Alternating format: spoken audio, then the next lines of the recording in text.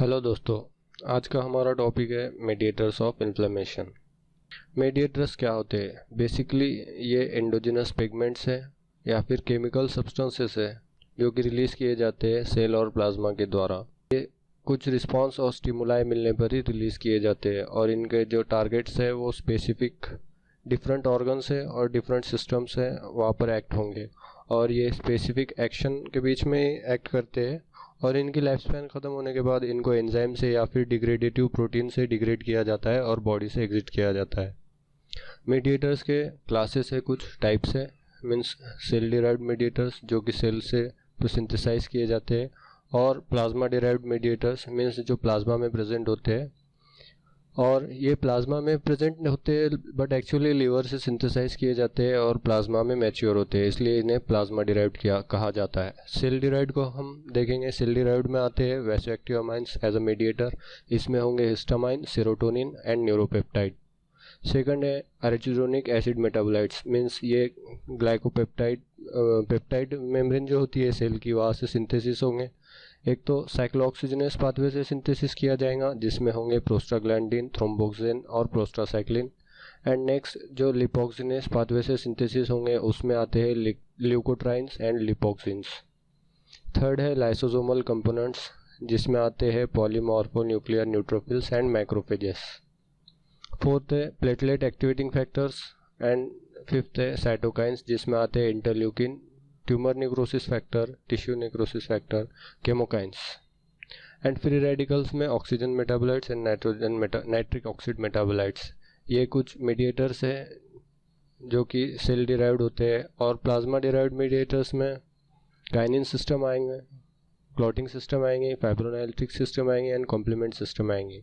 ये चारों सिस्टम में काइनिन सिस्टम में ब्रैडिकाइनिन फॉर्म होता है, क्लॉटिंग सिस्टम में क्लॉटिंग फैक्टर्स फॉर्म होते हैं, फाइब्रोनाइलेटिक सिस्टम में फाइब्रिन्स फॉर्म होगा और कॉम्प्लीमेंट सिस्टम में कॉम्प्लीमेंट्स फॉर्म होंगे जैसे कि C3A, C5B, C5A, इस तरह के फैक्टर्स फॉर्म होंगे। ऑल दिस सिस्टम जो है प्लाज्मा डिराइव्ड मीडिएटर्स जो फॉर्म होंगे वो इंटरलिंक्ड होंगे एक दूसरे से। इसको आपको अगर डिटेल में देखना होगा तो नीचे कमेंट करके बताएं, मैं इसके ऊपर एक सेपरेट वीडियो बना कर दूंगा। हम डिटेल में स्टडी करने वाले हैं अब सेल डिराइव्ड मीडिएटर्स। और फर्स्ट है वैसोएक्टिव अमाइंस। वैसोएक्टिव अमाइंस में हिस्टामाइन ये एक मेडिएटर्स है जो कि स्टिमुलाई मिलने पर और एनेफेलोटॉक्सिन्स के स्टिमुलस मिलने पर ही रिलीज़ किया जाता है सेल्स से वेरियस एजेंट्स के अंदर। स्टिमुलाई मिल सकता है या फिर कोल्ड का, इरेडिएशन का, या फिर केमिकल्स का, या फिर इम्यूनोलॉजिक रिएक्शंस मिलने की वजह से हिस्टामाइन का सिक्रेशन होता है। और इसका फंक्शन होता है कि वैसोडाइलेशन करना और वैस्कुलर परमिएबिलिटी बढ़ाना, पर्टिकुलरली वेंस की वैस्कुलर परमिएबिलिटी बढ़ाएंगे जिसकी वजह से जो सेल्स का जो डायबिटीज़ होगा वो ज़्यादा होगा और इचिंग और पेन में हिस्टामाइन का सिक्रेशन होता है। और नेक्स्ट है मीडिएटर सेरोटोनिन। सेरोटोनिन टिश्यू में प्रेजेंस होता है और मास्ट सेल्स, प्लेटलेट इसको सिक्रीट करते हैं और इसके फंक्शन हिस्टामाइन के जैसे ही होते हैं। नेक्स्ट है arachidonic acid metabolite. Most patent mediators of inflammation है, मीन्स ये नाइट्रिक ऑक्साइड और जो फ्री रेडिकल मेटाबोलाइट्स है, मीडिएटर्स है, उनसे भी ज़्यादा पोटेंट है, मीन्स उससे भी ज़्यादा एक्शन करने की इसके अंदर क्षमता है। 2 पाथवेज से उसका मेटाबोलाइट्स सिंथेसाइज होते हैं। फर्स्ट पाथवे है साइक्लोऑक्सीजनेस पाथवे जिससे फॉर्म होंगे prostaglandin, thromboxane and prostacyclin. Next pathway है लिपोक्सिजनेस पाथवे जिससे फॉर्म होंगे ल्यूकोट्राइन्स, लिपोक्सिन। मेटाबोलाइट्स व साइक्लोऑक्सीजनेस पाथवे, इनको डिटेल में पढ़ेंगे, प्रोस्टाग्लैंडिन्स, थ्रोम्बोक्सिन और प्रोस्टासाइक्लिन्स के बारे में। साइक्लोऑक्सीजनेस पाथवे जो मीडिएटर्स फॉर्म होंगे उसमें होगा प्रोस्टाग्लैंडिन। प्रोस्टाग्लैंडिन का काम होगा वेस्कुलर परमिएबिलिटी को बढ़ाना, वैसोडाइलेट करना और ब्रोंकोडाइलेशन करना। थ्रोम्बोक्सिन का काम होगा प्लेटलेट का एग्रीगेशन करना, वैसोकंस्ट्रिक्टर के जैसे इसका रोल प्ले करता है, और ब्रोंकोकंस्ट्रिक्टर मीन्स प्रोस्टाग्लैंडिन के अपोजिट काम करेगा थ्रोम्बोक्सिन। और प्रोस्टासाइक्लिन वैसोडाइलेशन का काम करेगा, ब्रोंकोडाइलेशन का काम करेगा और प्लेटलेट एग्रीगेशन को इनहिबिट करेगा। ये थे 3 mediators, prostaglandin, thromboxane and prostacyclin, जो कि साइक्लोऑक्सीजनेस पाथवे से फॉर्म होते हैं और इनका फंक्शन। नेक्स्ट है लिपोक्सिनेस पाथवे से फॉर्म होने वाले केमिकल मीडिएटर्स और उनका फंक्शन। 5 हाइड्रोक्सी कंपाउंड एक फॉर्म होगा जिसमें इंटरमीडिएट प्रोडक्ट है और ये केमोटैक्टिक एजेंट्स के जैसे एक्ट करता है न्यूट्रोफिल्स के लिए। ल्यूकोट्राइन्स भी फॉर्म होता है लिपोक्सिजेनेस पाथवे से, जिसका काम है वैसोकंस्ट्रिक्शन, ब्रोंकोकंस्ट्रिक्शन और वेस्कुलर परमेबिलिटी को बढ़ाना। लिपोक्सिन्स जो फॉर्म होगा ये भी एक केमिकल मीडिएटर्स होगा जो कि लाइपोक्सिजेनेस पाथवे से फॉर्म होगा और counter balance action of leukotrienes के अपोजिट में वर्क करेगा। लिपोक्सिन्स ल्यूकोट्राइन्स के अपोजिट में काम करेगा। अभी तक हमने देखा vasoactive amines and arachidonic acid metabolites. Arachidonic acid metabolites में हमने देखा साइक्लोऑक्सीजनेस पाथवे से फॉर्म होने वाले प्रोस्टाग्लैंड, प्रोस्टासाइक्लिन एंड थ्रोम्बोक्सिन, और लिपोक्सिजेनेस पाथवे से फॉर्म होने वाले ल्यूकोट्राइन्स, लिपोक्सिन्स एंड ये हाइड्रोक्सी कंपाउंड। नेक्स्ट हम बढ़ेंगे लाइसोसोमल कंपोनेंट्स की ओर। लाइसोसोमल कंपोनेंट्स में ग्रेन्यूल्स जो होते हैं न्यूट्रोफिल से फॉर्म होंगे या मैक्रोफेजेस से फॉर्म होंगे। न्यूट्रोफिल से फॉर्म होने वाले ग्रेन्यूल्स 3 टाइप के होंगे। फर्स्ट है प्राइमरी और एजिरोफिल ग्रेन्यूल्स, जिसमें acid hydrolase as a mediator form होता है, एसिड फॉस्फेटेस फॉर्म होता है, लाइसोजाइम फॉर्म होता है, डिफेंसिन फॉर्म होता है और इलास्टेस फॉर्म होता है। Second type of granule form by neutrophil is secondary और स्पेसिफिक ग्रेन्यूल्स, जिसमें आते हैं lactoferrin, gelatinase, collagenase, plasminogen activator. And third is tertiary granule, जिसमें आते हैं C particles containing gelatinase and acid hydrolase.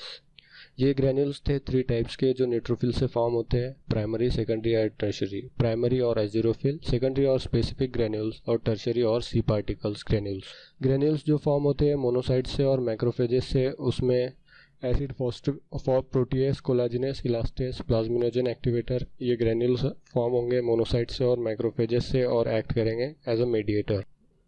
They are more active in chronic inflammation, means ये chronic inflammation में ज़्यादा एक्टिव होंगे।